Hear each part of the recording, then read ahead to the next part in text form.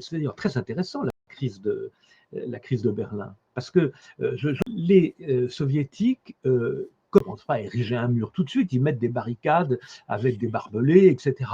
À la fin de l'été.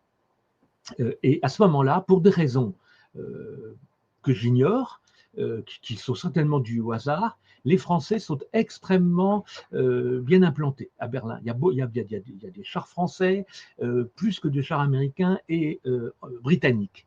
Et De Gaulle, pendant le week-end où on commence à monter les barricades qui vont donner lieu au mur de Berlin, essaie de joindre et Kennedy et Macmillan, qui était le Premier ministre britannique, et il dit, il ne faut pas les laisser faire ça, il y a une manière très simple, moi je fais donner les chars français et on écrase ces barricades, ça va être un rapport de force, et on va voir tout de suite ce qu'ils font. Mais il faut que vous soyez de mon côté. Et là, il n'y a pas de réponse. Kennedy est injoignable et Macmillan chasse la grouse en Écosse et ne répond pas. Et donc De Gaulle ne va pas y aller seul. Et là, vous voyez, il est dans la concertation avec ses alliés. Il est encore plus fidèle à l'OTAN que ne le sont les patrons de l'OTAN. Et on le traite néanmoins de pro-soviétique.